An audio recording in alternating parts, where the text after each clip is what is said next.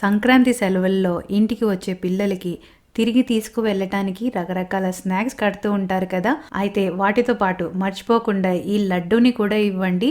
ఇది రోజుకి ఒక్కటి తింటే చాలు, చాలా ఎనర్జీ ఇస్తుంది. రోజంతా ఫుల్ యాక్టివ్గా ఉంటారు. అయితే ఇది చేసుకోవటానికి ముందు పల్లీలని వేయించి తర్వాత నువ్వులు అవిసె గింజల్ని వేయించుకోవాలి. ఆ తర్వాత కొద్దిగా పుట్నాల పప్పుని వేసి కొద్ది సెకండ్స్ వేయించి దించేయండి. ఇవన్నీ పూర్తిగా చల్లారేక కొన్ని యాలకుల్ని వేసి మెత్తని పొడిగా గ్రైండ్ చేసుకొని తర్వాత బెల్లం వేసి ఇలా ఉండలా అయ్యేంత వరకు గ్రైండ్ చేసుకోండి. తర్వాత ఈ పిండిలో కాస్త గోరువెచ్చని నెయ్యిని వేసి చక్కగా కలిపి నచ్చిన సైజులో లడ్డూలా చుట్టుకోండి. అంతే, ఎంతో టేస్టీ అండ్ హెల్దీ అయిన లడ్డూలు రెడీ అయిపోతాయి. పండగకి మనం రకరకాల పిండి వంటలు చేస్తాం కదా. అయితే రెగ్యులర్గా చేసే మురుకులు కాకుండా ఈ పాలకూర మురుకుల్ని చేయండి. ఇవి క్రిస్పీగా కరకరలాడుతూ భలే రుచిగా ఉంటాయి. ఇవి చేసుకోవటానికి పుట్నాల పప్పుని మెత్తగా గ్రైండ్ చేసి జల్లించుకోవాలి. తర్వాత బియ్యం పిండి, రుచికి తగ్గ ఉప్పు, కొద్దిగా జీలకర్ర, వాముని చేతితో కాస్త నలిపి వేసుకోండి, మంచి వాసన వస్తుంది. మీరు కావాలంటే ఇందులో కొన్ని నువ్వులు కూడా వేసుకోవచ్చు. తర్వాత ఇంగువ వేసి చక్కగా కలిపి ఇప్పుడు గోరువెచ్చని నూనెని వేసి ఇంకోసారి కలుపుకోండి.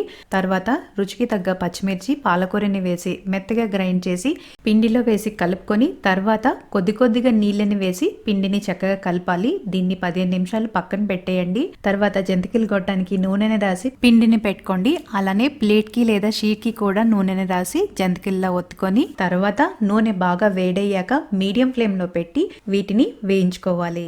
రవ్వ లడ్డు నేను చూపించిన విధంగా ట్రై చేయండి. ఇవి ఎన్ని రోజులు నిల్వ ఉంచి తిన్నా కూడా నోట్లో పెట్టుకోగానే వెన్నలా కరిగిపోతాయి. రుచి అయితే అద్భుతంగా ఉంటుంది. తినే కొద్దీ ఇంకా తినాలని అనిపిస్తుంది. ఇవి చేసుకోవటానికి బొంబాయి రవ్వలో కాచి చల్లార్చిన కొన్ని కొబ్బరి పాలను వేసి కలిపి 15 నిమిషాలు పక్కన పెట్టుకోండి. తర్వాత నెయ్యిలో డ్రై ఫ్రూట్స్ ని వేసి వేయించి ముందుగా మనం కలిపి పెట్టుకున్న రవ్వని కూడా వేసి అస్సలు తేమ లేకుండా ఇలా పొడి పొడిగా రవ్వ నీటిగా వేగేంత వరకు ఫ్రై చేసుకోవాలి. తర్వాత పచ్చి కొబ్బరి తురుము, కొద్దిగా నెయ్యి వేసి ఇలా పొడి పొడిగా అయ్యేంత వరకు వేయించిన రవ్వని వేసి కలుపుకొని పంచదారని వేసి లో ఫ్లేమ్ లో 10 నిమిషాలు వేయించాలి. తర్వాత యాలకుల పొడి, వేయించిన డ్రై ఫ్రూట్స్, గోరువెచ్చని నెయ్యిని వేసి చక్కగా కలుపుకొని ఇంకొద్దిగా కాచి చల్లార్చిన కొబ్బరి పాలని వేసి మొత్తం కలుపుకొని రవ్వ లడ్డూలా చుట్టుకోవాలి.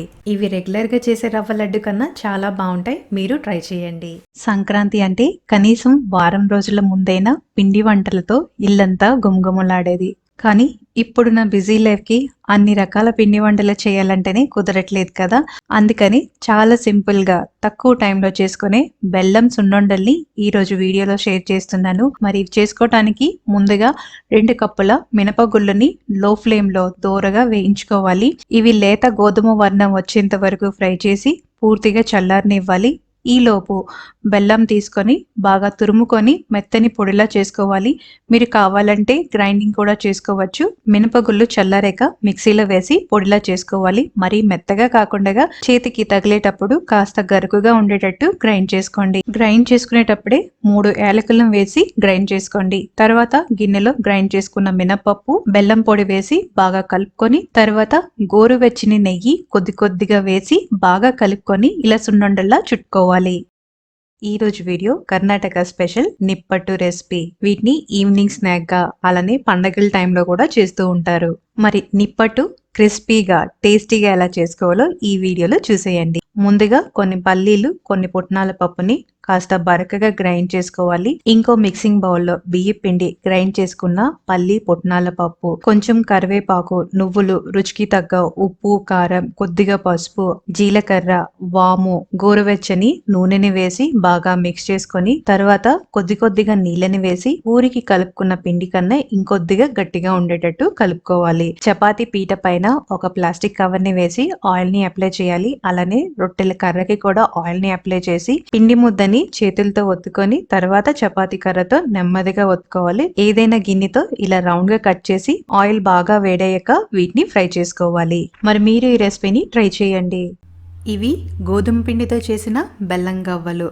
గోధుమ పిండితో చేసామని గట్టిగా ఉంటాయని అస్సలు అనుకోకండి. గుల్లగా కరకరలాడుతూ భలే రుచిగా ఉంటాయి. ఎలా చేయాలో చూపిస్తాను, నచ్చితే మీరు కూడా ట్రై చేయండి. 2 కప్పుల గోధుమ పిండి, 2 టేబుల్ స్పూన్ల బొంబాయి రవ్వ, కొద్దిగా ఉప్పు, చిటికెడు వంట సోడా, 3 టేబుల్ స్పూన్ల కాచిన నూనెని వేసి బాగా మిక్స్ చేసుకోండి. తర్వాత నీళ్ళని వేసి పిండి మరీ గట్టిగా కాకుండా మరి మెత్తగా కాకుండా కలుపుకొని మూతను పెట్టి 15 నిమిషాలు పక్కన పెట్టేయండి. తర్వాత చిన్న చిన్న ఉండలుగా చేసి గవ్వల పీటకి కాస్త నూనెని రాసి గవ్వల షేప్ లో చేసుకోండి.